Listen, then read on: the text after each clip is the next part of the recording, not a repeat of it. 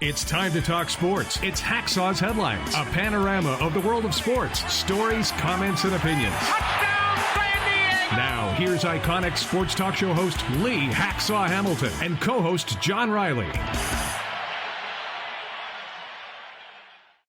Who wants to talk sports? We do. Good afternoon, everyone. This is Lee Hacksaw Hamilton, along with my co-host John Riley. We welcome you to the Dixon Line Lumber and Home Center studios in San Diego as we head towards the great sports weekend, our Thursday regular podcast. And John, we got a hodgepodge of topics on the table. We got about a half hour to get our Zoom session in. Nice to see you again. Glad you're feeling better. Let's talk topics on the table. Okay, so we got to start with the Padres, right? I mean, Blake Snell had another great outing last night.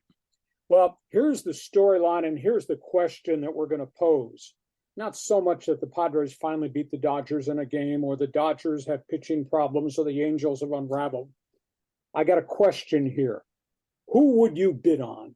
Because the three most viable free agents in baseball at the end of the season all have ties to Southern California. And let's start with Blake Snell. He is now 13-3. Amazing statistic in his last 21 starts. 1.31 ERA in those last 21 starts. You never see that. His career record, 71-55. Career ERA, 3.26.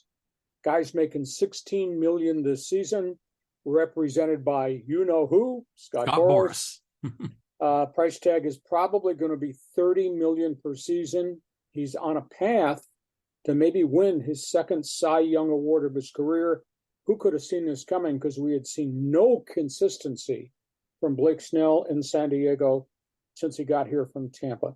So Blake Snell suddenly becomes the marquee free agent on the open market. And now we're going to touch the toxic names. Trevor Bauer, Yokohama-based Stars, he's going to try to come back here in the offseason and get a major league free agent contract. Why? He's 10-4 with a 2.76 ERA, 130 strikeouts in 130 innings in Japan. He's the best pitcher in the Nippon League. And then the third name is Julio Urias of the Dodgers, removed from the Dodgers. His career record is 60-25. He's got a 3.11 ERA. Is he worth $30 million on the open market? He too is represented by Scott Boras, but he is looking at a 60-game suspension. So here we are with just a couple of weeks to go in the baseball season, and you got one hot guy who's resurrected his career, one controversial guy who's trying to get back here in the States and pitching really well in Japan, and the third young arm's got all these peripheral problems around him and is probably looking at a 60-game suspension. So that's one of my baseball topics today. John, go ahead and respond. Yeah, I think Julio Urias is radioactive. He's, at Dodger Stadium, they were covering the murals in the stadium. I think that's a guy that's going to struggle to get a deal. Bauer, on the other hand, he still hasn't been, busted according to the law. There's a lot of people that defend Bauer, like him or not, but he's going to get another shot somewhere else. But man, Blake Snell was just so terrific again last night against the Dodgers. He seems like he's really figured it out. To me, he's a dude that's going to cash in, and good for him, and he's a likable guy. Could the Padres afford him? How much money does Peter Seidler have? But someone's going to pay him $30 million or more a year, no doubt about it. It will be interesting to see because Seidler has a good working relationship with Scott Boras, but Boras is all about the dollars and cents. How many big money starters can you have at the front end of your rotation? Because they have a long-term commitment to Darvish. They obviously re-upped Joe Musgrove. Now, maybe they'll move some bodies off the roster, but to add another $30 million to your payroll for Blake Snell remains to be seen. Now, this is off the charts. Who knows who's going to own the Angels? You can own the Angels? I'm not going to buy the Angels, but the Angels need pitching. Could you see the Angels writing checks for Snell, Bauer, and Urias and fixing this whole thing at Anaheim Stadium just like that? Yeah, that's a great question. I mean, it depends. Is Artie Moreno still going to own the team? There's just all these big question marks around it. But it seems they've tried to get big hitters, and the big hitters always get hurt. So maybe they need to shift gears and focus on pitching. That might not be a bad approach. Okay, we go from that baseball story to a late breaking baseball story on a Thursday morning, John. Yeah, the Mets, the Red Sox, what's going on over there in the East Coast? I guess you could say front office firings and hirings just like that, and we're not even to the end of the season. Boston Red Sox, in a bit of a surprise, fired their president of baseball operations, Shane Bloom, and removed their general manager, Brian O'Halloran, in what appears to be a big shakeup at Fenway Park. Wow. They've had two really substandard seasons in Boston, chunk of it because of injuries and illness. But they were 78 and 84 last year. They dug a big hole on themselves. They crawled back into a wild card race and now faltered again. They're going to struggle to finish a 500 season. So Boston is going to go into the marketplace. I think it's one of the great organizations, one of the great baseball cities in America, John, and they're going to find a general manager, a good general manager, a general manager that is a difference maker. The Mets have filled their front office vacancy, and this, most people in baseball of the opinion, really good hire. We're talking about the hiring of David Stearns. He was the president of baseball ops and general manager of Milwaukee. They tried to get him a year ago. He was under contract. Milwaukee would not let him go. He decided not to sign an extension. He has now gone to the New York Mets as their president of operations, and the general manager, Billy Epler, will stay, but I don't know that he'll be the general manager after this miserable season they've had, wrecked by injuries. Everything will go through the office of David Stearns. And now you got Milwaukee's franchise, which is a really good team. They're in first place, built it through the farm system, really unsung heroes in pitching. They're going to need a new general manager. Now, other jobs that might be open, who knows what happens at Yankee Stadium. But this is not New York Yankee baseball as we've come to know for a long period of time. And people are inquiring through me, Padres. I just don't see the Padres hitting the eject button on A.J. Preller. I think Peter Seidler has given them this extension. They're going to try to see this thing through. But the question is, will it be a different budget, a lesser budget? And how are they going to add what they need to add to a bloated payroll that has not produced this season? So we got three teams right now in the process of moving people in and around their front office. It'll be a fascinating offseason, and there may be some more changes coming other places. You got to figure that some of the front office staff in Atlanta might be, up for a promotion, given how that organization is done. Yeah, and I might add, Toronto looks like it's really underachieving. There's something not right in that Blue Jay operation, and they've had a fair amount of success, so there could be changes there. We go from there. Let's talk NFL football. The Aaron Rodgers injury, that was just horrible. What a blow of bad luck for the Jets. Well, I guess the burning question, John, is the Jets' season over before it ever began? Aaron Rodgers has gone public, quote right there, "I will rise again," meaning he's going to come back and play next season. But, John, the rehab from a torn Achilles tendon is just a monstrous rehab. Add into that, he's age 40. I think it's a really tough injury to come back at such a very important position where mobility is critical. What a disaster. You know, he took 3 hits on the first 3 plays. And I had talked last week with you about the Jets. Can they protect the quarterback? Well, Rodgers got hit, and then he's scrambling out of the pocket and twisting his cleats catch on the turf. The torn Achilles did not come from a blow. He was going down. His foot went one way because it was caught on the turf. It's a terrible loss. You know, his career, as glitzy as it's been, he's had a foot fracture, shoulder fracture, fractured thumb, fractured toe, 3 concussions, and 3 calf injuries. Wow. And yet he's hardly ever off the field. But this is a long road back. Green Bay loses because in the trade to send Aaron Rodgers to the Jets, John, if he played 35% of the snaps this year, Green Bay would have gotten a number 1 pick. But they won't get the number 1 pick because he's gone. They'll settle for a number 2 pick. Now the question is, what happens to the Jets? Zack Wilson, the ex-BYU quarterback who struggled badly first 2 years, everybody, hey, the pictures at Citi Field, everybody, the fans throwing their hands up in the air as they were carting Aaron Rodgers off. What's different, though, is they've kind of rebuilt the Jets roster to kind of match Aaron Rodgers. They brought in a couple of 3 wide receivers. Well, Zack Wilson didn't have those guys his first 2 years. the offensive line last year that lost 4 offensive tackles with significant injuries. They're all back. They're all healthy. And they went out and they went into the marketplace and they got a running back. So I just got to believe that it's probably going to be a better team around Zack Wilson this time. And where are they going to go get a backup? Well, to me, the most convenient name is veteran Joe Flacco, who was a backup to the Jets the last year. Knows Robert Saleh, knows the playbook, the coaching staff, etc. Although he's never interacted with the offensive coordinator, Nathaniel Hackett. Flacco, to me, makes most sense because he steps in. He's in good shape. He knows everything. He's been in the league. He knows their playbook. There is some thought about Colt McCoy, and there was a phone call made involving Colin Kaepernick. That, to me, would make sense if this were 5 years ago. But he's been out of the NFL for 6 seasons. So Rodgers is defiant. He's always defiant about everything. Rodgers is defiant. I will rise again. I will play it as a long road back. But I think the Jets are not going to the bottom of the floor right now because I think they got better people around Zack Wilson, and Nathaniel Hackett will just have to coach him up and make him better to fit what's there. Your response?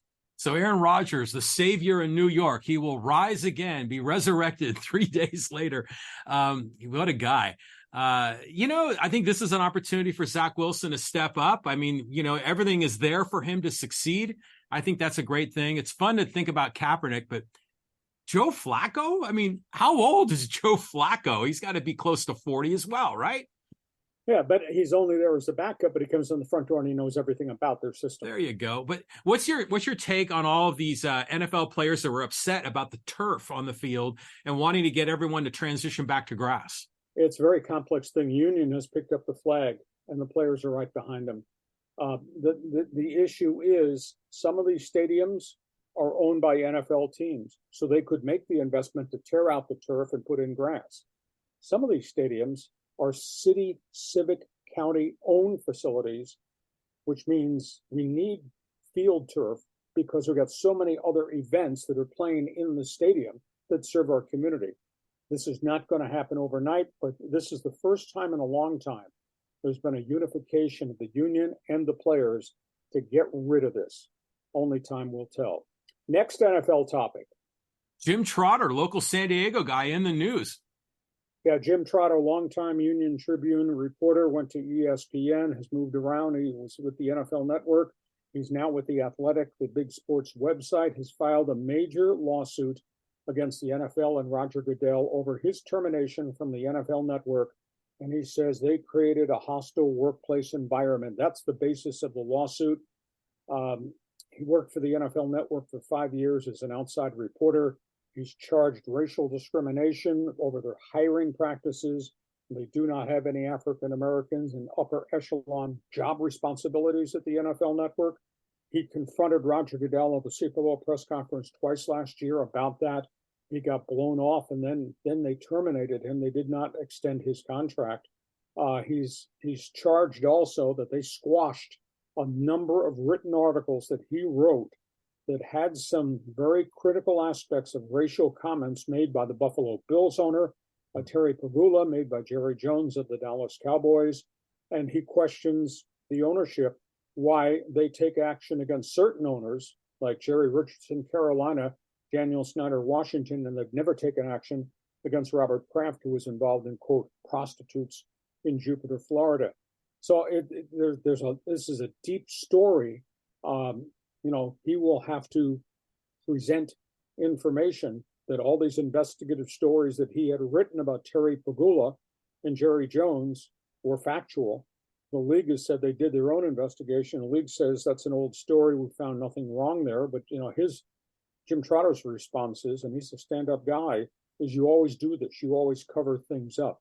Terry Pagula's response that got him into hot water with Jim Trotter was, if the African American players in the NFL don't like how we run the league, they can go back to Africa. You got to be kidding me. You're saying that in 2023? Really? And Jerry Jones' comment about, well, if the blacks don't like the way we pay our players, they can buy their own team and hire their own coaches.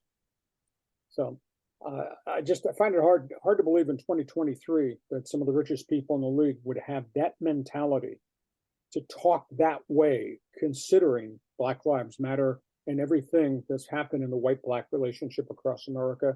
Trotter's going to have to prove it specifically.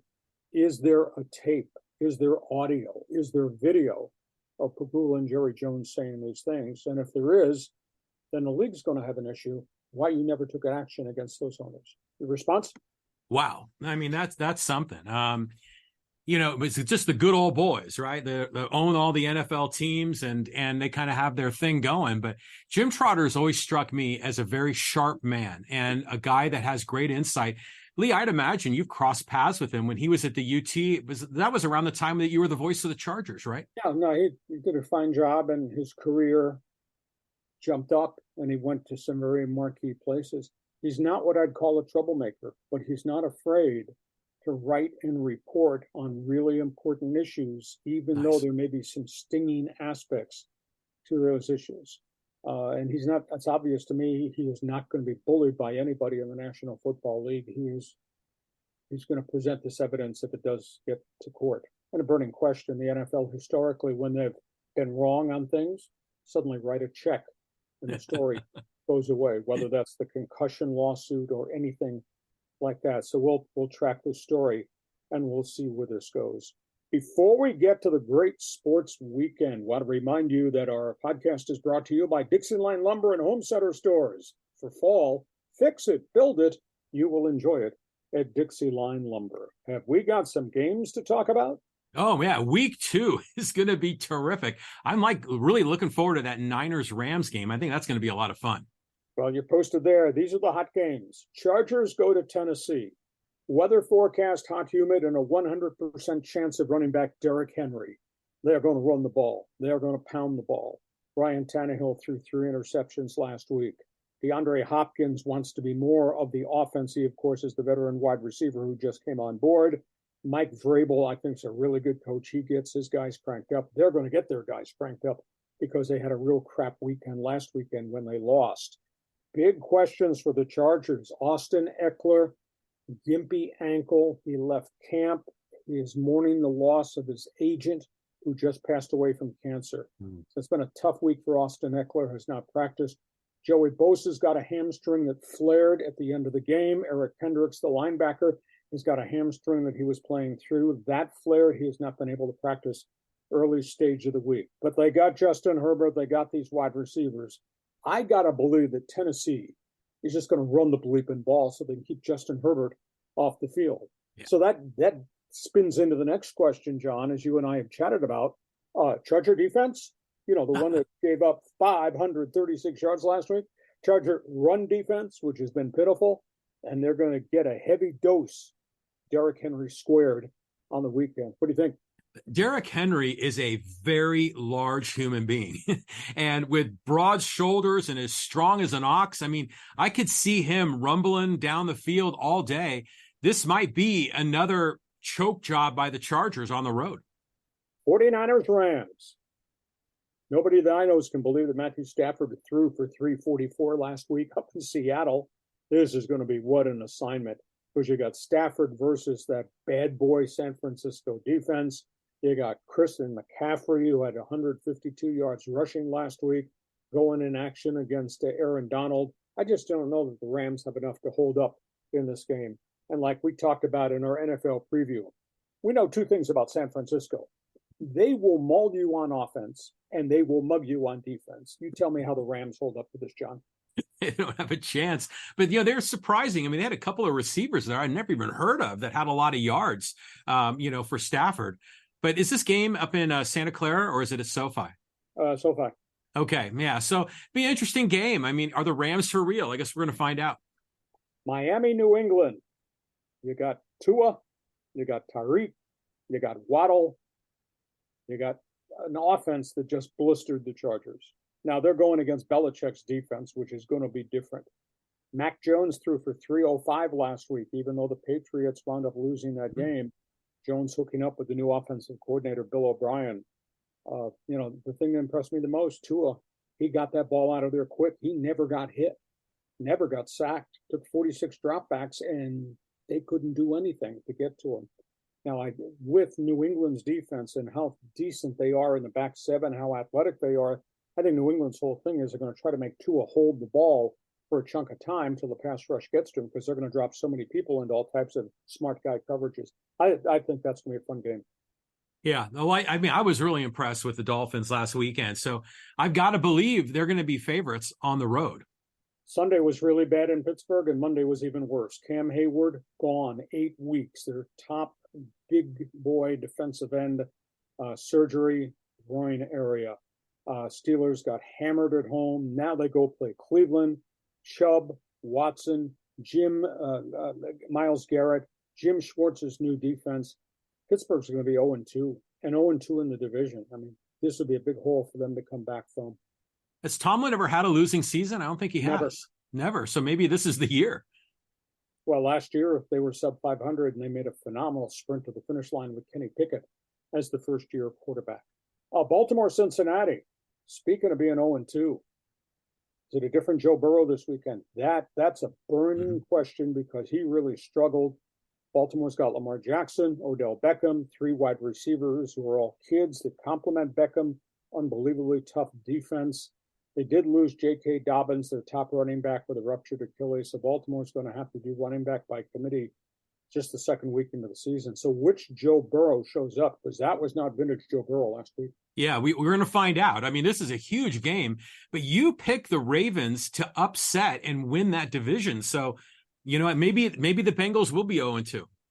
Seattle, Detroit, Seahawks. Are they going to go 0-2? This game is at Ford Field.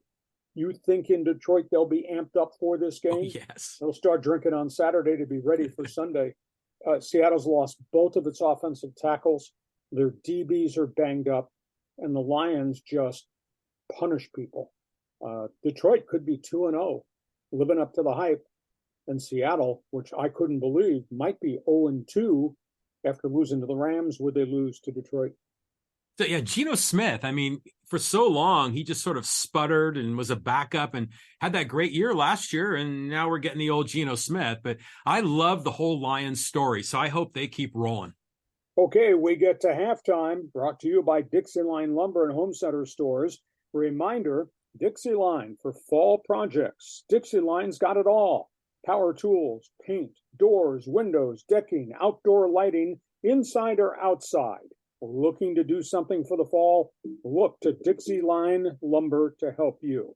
And by the way, go to the website, dixieline.com. Check out their monthly ad promotions. Dixie Line, fix it, build it, enjoy it. Second half of our Thursday podcast, heading towards the great sports weekend.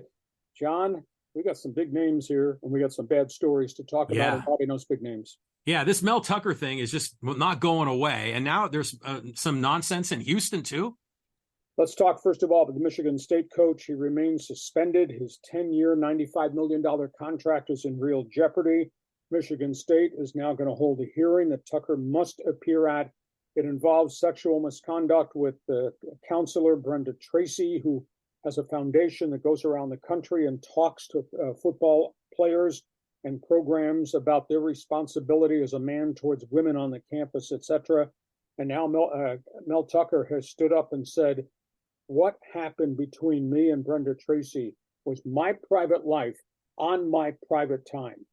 And the university says, no, it's not. No. And Michigan State, of course, has this thing hanging over their neck about Dr. Larry Nassar, the Olympic doctor, the sexual misconduct with all the Olympic gymnasts, what happened with the U.S. Olympic team.